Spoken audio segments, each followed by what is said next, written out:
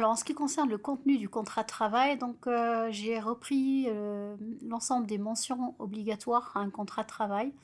Donc, je vous invite à regarder, de façon plus précise. Donc l'identité des parties, signataires, bien sûr, avec le numéro URSSAF de l'employeur, les fonctions occupées, donc éventuellement, bah, le référence à un type de poste, la classification dans la convention, votre coefficient. Donc, par exemple, dans les conventions, chaque niveau de poste dans un métier a un coefficient, et ce coefficient, bah, va faire l'objet, bah, d'un salaire en fonction du coefficient. Vous avez aussi la durée du travail. Vous avez la rémunération, bien sûr, le lieu de travail, les dates de prise d'effet du contrat. Donc, à quel moment finalement le contrat commence et prend effet. La période d'essai, durée et conditions de déroulement et ou de renouvellement. Donc là, il faut que ce soit notifié, hein, que potentiellement la période d'essai peut être renouvelée. Les congés payés, là aussi, combien, comment. Le délai de durée des délais de préavis, donc si jamais vous désirez, ben, démissionner, partir, à la retraite, et cetera, donc tout ça est précisé. Et puis, bah, la convention collective, qui vous concerne pour votre métier, où là, vous allez, vous y plonger dès que vous êtes, embauché pour voir finalement, en plus du code du travail, quels sont peut-être, les droits auxquels vous avez en plus droit, en plus du code du travail. Alors, moi, ce que je vais faire, c'est que, alors je vais essayer de récupérer donc des contrats, des exemples de contrats du travail, qui sont de votre domaine plutôt, appliqués à votre domaine. Moi donc, quoi qu'il en soit, j'en ai déjà un que j'ai pu récupérer, un modèle de contrat de travail dans l'informatique. Donc comme vous pouvez le voir, hein, toujours, c'est toujours ces mêmes finalement, ces mêmes mentions dans l'ordre que je vous ai donné. Donc les parties, les engagements, les fonctions, le lieu de travail, la durée du contrat, période d'essai, la rémunération, etc. Donc ce que je ferai, c'est que je le déposerai donc sur la plateforme, sur le NT. Et je vous invite à aller regarder si ça vous intéresse, hein, de façon un peu plus détaillée. Quoi qu'il en soit, on peut repartir, hein, on va dire, sur les mentions. Alors, ce qui peut nous intéresser, c'est la période d'essai. Donc, la période d'essai, elle est intéressante parce qu'elle permet à l'employeur d'évaluer les compétences du salarié durant cette période. De même que pour le salarié, elle lui permet aussi d'apprécier si finalement le poste qu'il occupe lui convienne.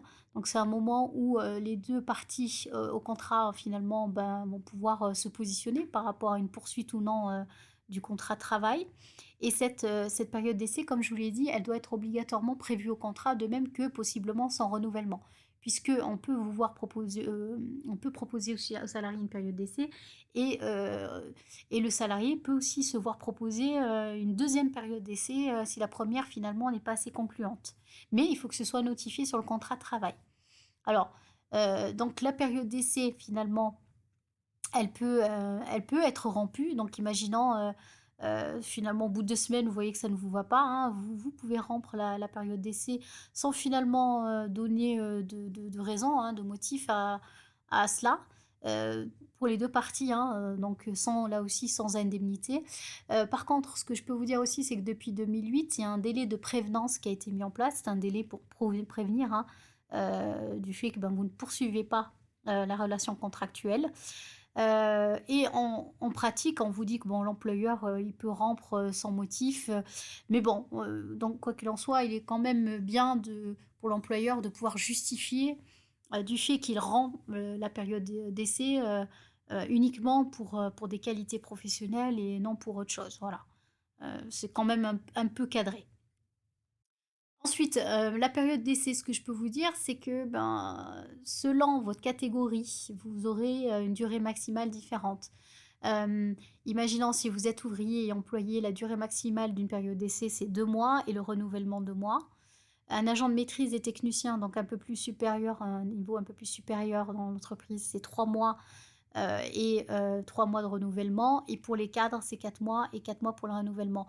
Ça semble un peu logique puisque finalement, plus vous allez assurer des postes élevés, des postes complexes, plus finalement le temps nécessaire pour vous évaluer sera un peu plus lent. Voilà. Donc voilà la durée maximale pour ces périodes d'essai. Ensuite, donc là, on était pour le CDI. Pour le CDD, ce que je peux vous dire, bah, la période d'essai, c'est 2 semaines maximum pour un contrat inférieur à 6 mois, et 1 mois finalement pour les CDD supérieurs à 6 mois. Et si le contrat n'a pas de terme précis, elle est calculée par rapport à la durée minimale du contrat. Voilà, comme je vous l'ai dit, même si vous n'avez pas de date de fin précise dans un CDD, il faut quand même une période minimale. Voilà, on est sur un contrat précaire, faut pas non plus faut pas non plus le précariser plus que cela. Donc il y a quand même une période période d'essai qui est calculée, minimale. Voilà, calculée par rapport à la durée minimale du contrat. Pour le CTT, la loi, elle impose finalement, pour tout, contrat inférieur à 1 mois, 2 jours, pas plus, de période d'essai, 3 jours pour un contrat entre 1 et 2 mois et 5 jours pour un contrat supérieur à 2 mois. Voilà. Voilà ce qui peut être intéressant à savoir. Pour le délai de prévenance, c'est-à-dire imaginons vous voulez rendre votre période d'essai, il faut prévenir à l'avance. Alors ce délai de prévenance, il s'applique pour l'employeur et pour le salarié. Si vous étiez présent moins de 7 jours dans l'entreprise, ben, c'est 24 heures. C'est un jour avant, au moins, il faut prévenir votre employeur ou votre salarié de la fin de la période d'essai. Entre 8 jours et 1 mois dans l'entreprise, c'est 48 heures pour les deux cas. Par contre, après 1 mois, pour l'employeur uniquement, c'est 2 semaines de prévenance au minimum avant de casser la période d'essai. Et après 3 mois de présence, c'est 1 mois. Voilà, tout en sachant que pour le salarié en face, vous avez vu, c'est toujours 48 heures de prévenance, même après 3 mois de présence dans l'entreprise. Voilà. Et quoi qu'il en soit, bah, qu'est-ce qui se passe si l'employeur ne respecte pas le délai de prévenance, de même que pour le salarié? Eh ben, l'employeur va verser tout simplement une indemnité compensatrice correspondant au salaire et avantages qui auraient dû être versés durant la durée manquante du délai de prévenance. Voilà. Donc, s'il n'a pas respecté le délai en totalité, eh ben, il va falloir qu'il paye tout simplement des indemnités compensatrices sur le reste du délai de prévenance. Voilà. Et c'est après pour le salarié, alors sauf en cas de faute lourde, le salarié de même, hein. Il me semble qu'il est possible aussi que l'employeur porte plainte et que le salarié ait à verser une indemnité, là aussi compensatrice à son employeur.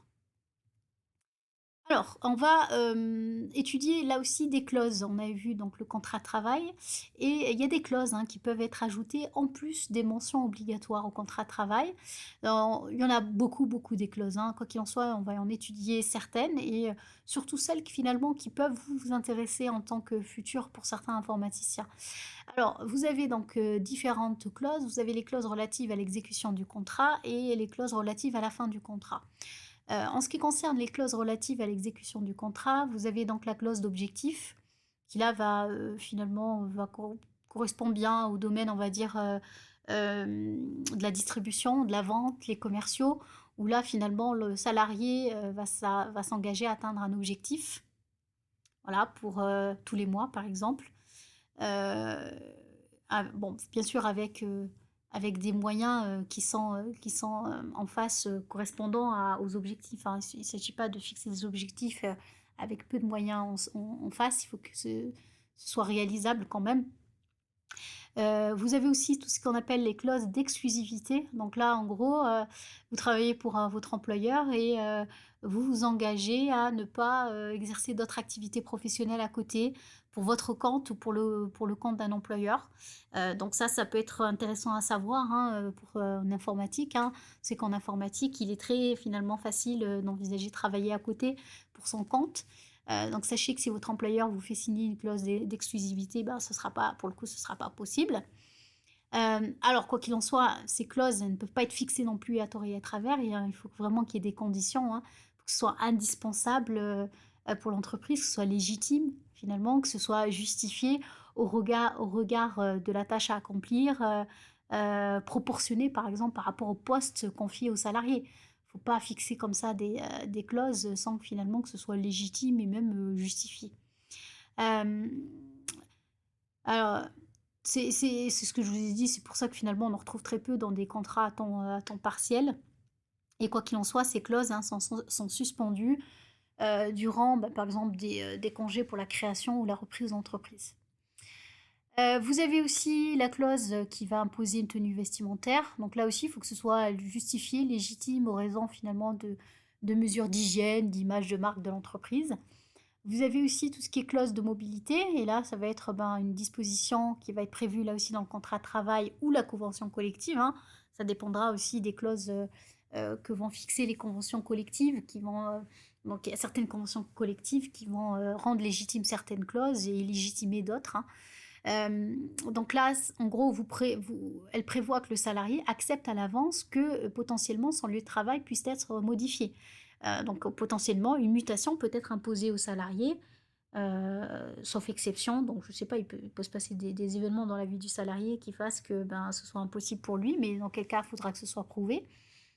Et si le salarié finalement refuse cette clause de mobilité, ça peut faire l'objet finalement d'un licenciement pour motif personnel, hein. Donc ça, il faut le savoir.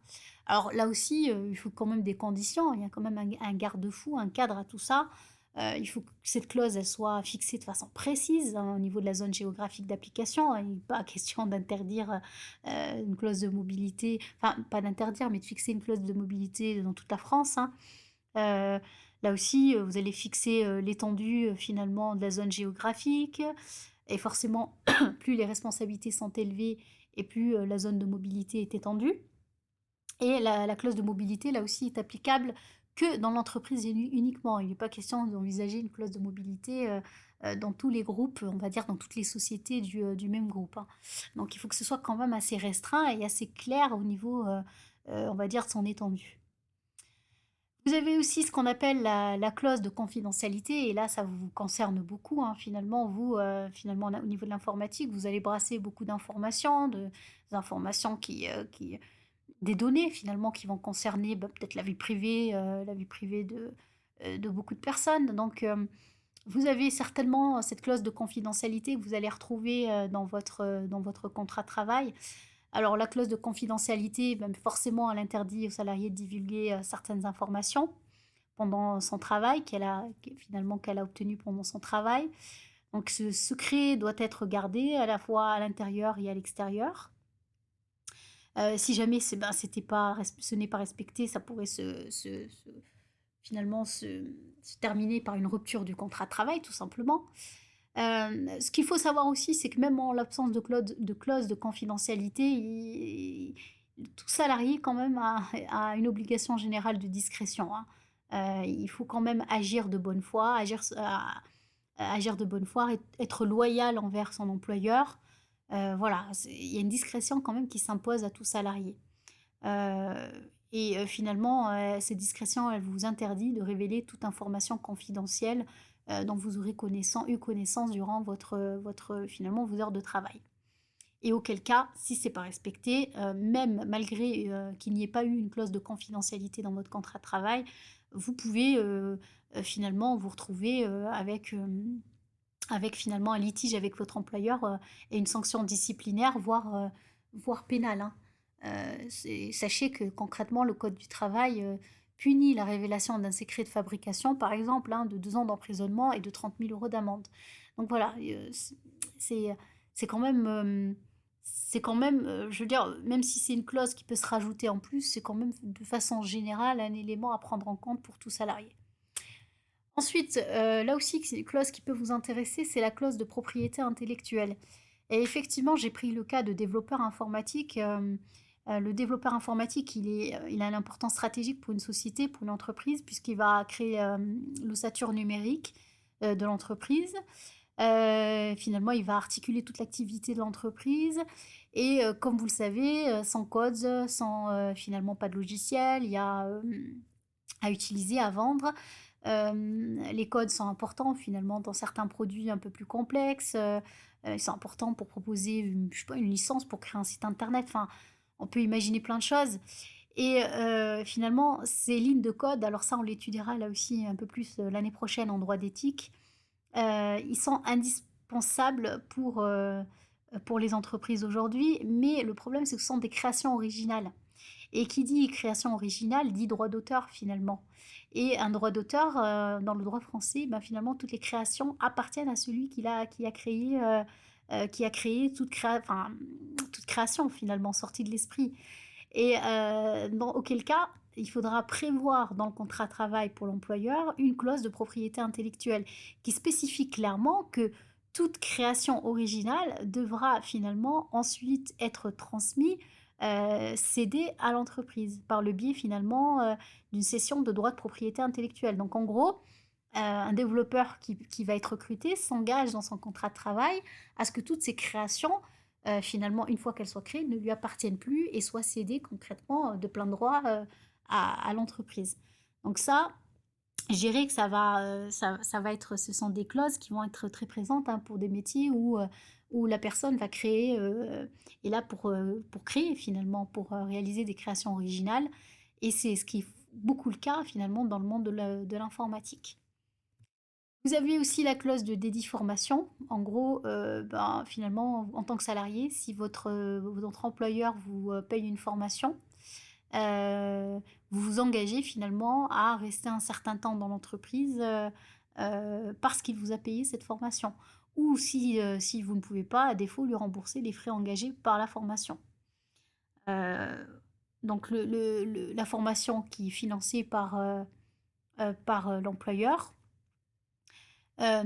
finalement, elle est assez encadrée. Et, donc, puisque si jamais vous ne respectez pas la clause, vous allez devoir finalement indemniser votre employeur. Donc, avant de partir en formation, le salarié doit connaître, avant le début de la formation, la date, la nature, la durée de la formation, le coût réel pour l'employeur, pour savoir auquel cas il rend la clause, bah, savoir en proportion combien il va devoir rembourser à son employeur, et les montants, les modalités du remboursement à la charge du salarié.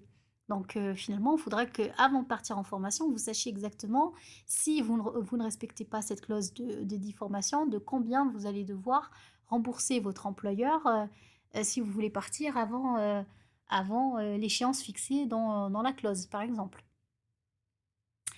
Mais bon, toujours est-il qu'il ne faut pas que ça empêche les salariés s'empêche les salariés de démissionner volontairement s'ils le veulent, hein.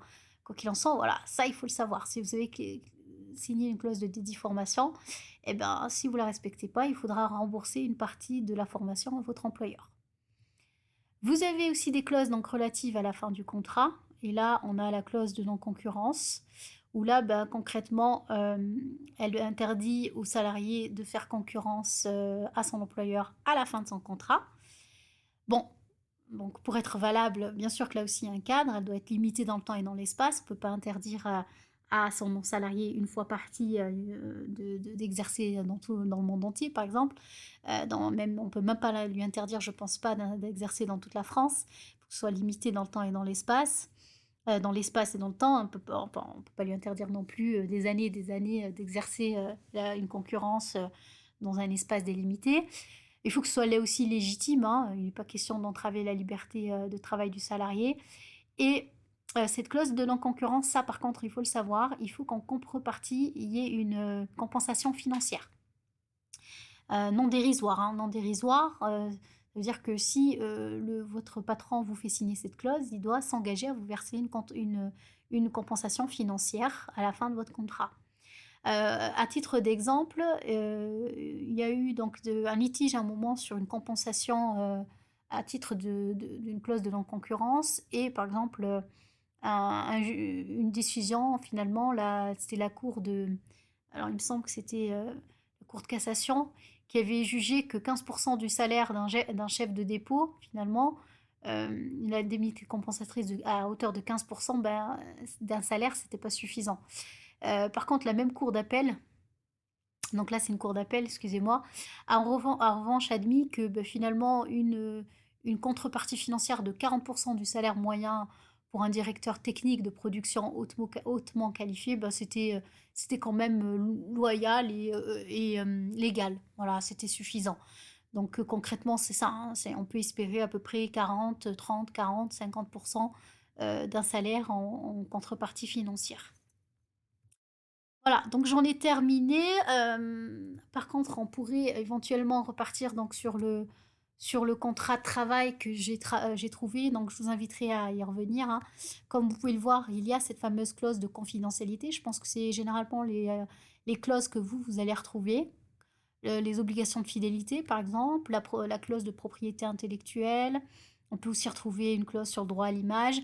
Donc bon, je vous invite quand même à aller survoler ce document-là.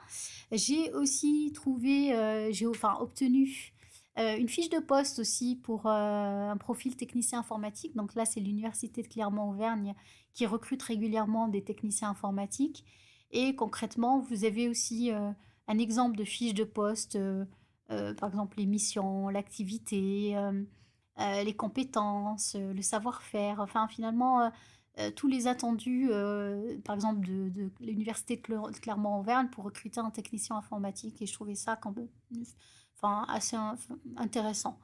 Donc à vous à voir si vous voulez l'étudier. Donc je vous la déposerai sur la plateforme, sur le NT. Voilà. Donc j'en ai terminé. Donc c'est vraiment, oui, effectivement, un cours quand même assez complet. Enfin, je l'espère. Donc n'hésitez pas à me poser des questions si nécessaire. Donc là, je ferai en sorte de déverrouiller les commentaires sur YouTube. À vous de me poser des questions. Et puis n'hésitez pas à répondre, hein, pour ceux qui savent. Voilà. Donc j'en ai terminé. Puis je vous dis à la séance 3. Au revoir.